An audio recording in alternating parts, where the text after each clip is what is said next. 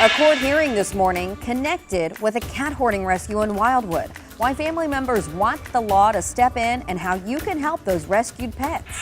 A fight for compensation. The area workers who are one step closer to getting federal help after working in a contaminated area.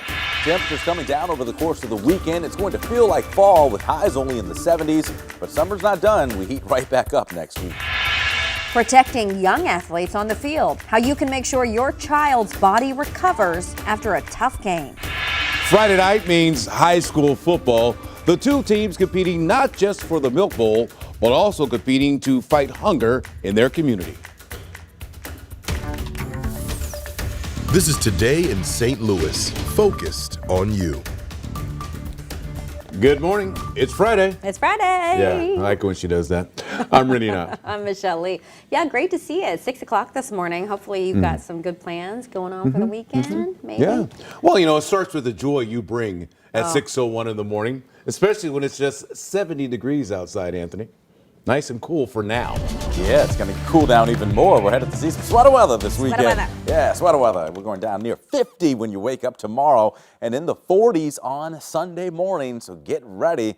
It is about to be a drastic shift like we normally see here in St. Louis. But let's enjoy the here and now. Look at the sunrise. Looking good, right? Over downtown St. Louis and all across the bi-state. There is a little weak cold front when it comes to rain, but it is going to drop our temperatures dramatically. But first, these little spotty showers will be moving through this morning. And after they clear, after about 8, 9 o'clock, well, the rest of the day is dry. Temperatures not too hot today. We're up to 78 at lunchtime and 83 with sunshine returning this afternoon. We'll take a deeper dive into the weekend cool down that is coming up. Let's get over now to Paul Cook and see how our 6 a.m. traffic is holding up. Good morning, Paul. Good morning, Anthony. We're starting off in Wentzville, the much maligned 70. Improved 70 project, which is going to take 5 years. This is just a little bit further to the east now. That's going to be Warrenton, Wentzville, all the way past. The project right now near 79, which does have a big closure going across. We're talking about 70 at 79, 2 different closures all weekend. That is not going to take 5 years to get better. I say take where the red arrow is, 64, 6440 coming out of Wentzville. It's an option for you. Of course, that can bog down too. Downtown bridges are moving. We'll talk about this other area of construction here coming up in just a few minutes, guys. Thanks so much, Paul. This morning, the Animal Protective Association is urgently asking you to help after taking in more than 150 cats from West County. Right now, we know that a court hearing is happening in just a few hours connected to the cat rescue. Our Diamond Palmer joins us now live at the Brentwood APA location where some of those cats are now being treated. Diamond?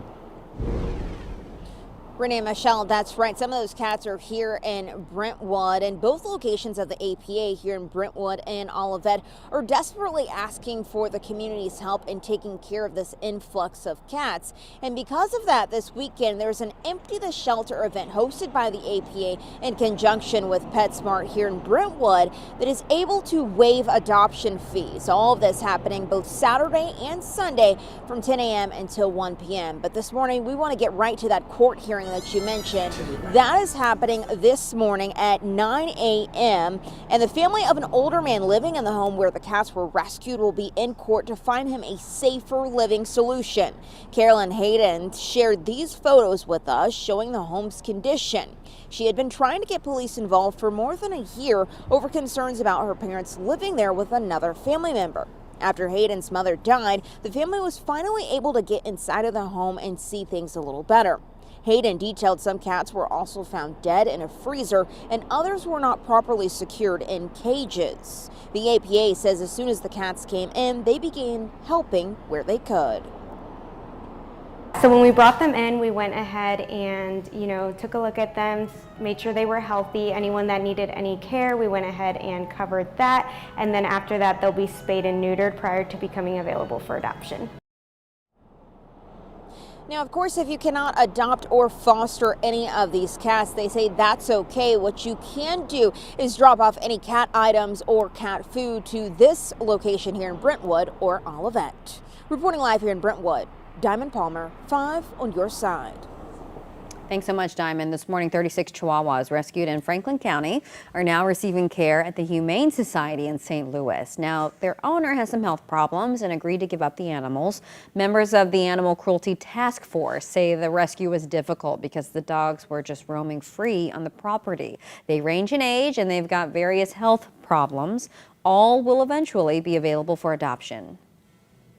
It can be a while for some of these, before they're ready for adoption. As you can see, this little guy, he does have some hair loss. There's some fleas, so it might take him a little while to fully recover. Once they're fully recovered, they will be made available on our website. The Humane Society is looking for donations like blankets, newspapers, dog toys, and dog beds. This morning, workers who help make nuclear weapons in our area continue to fight for compensation for potential radioactive exposure. Workers from the Mallinckrodt and Weldon Springs plant may now be eligible for compensation through a federal program, but some recently faced roadblocks because their names were not listed in a database. Now, a records discovery should help resolve those problems. They have been shipped to another location and they have prioritized that for me. So I've actually sent them a few denied cases, and these are denied due to lack of proof of employment, and they will pull those right away. Every case is on a case-by-case basis. If compensated, they could receive up to $400,000 with medical benefits. Keeping young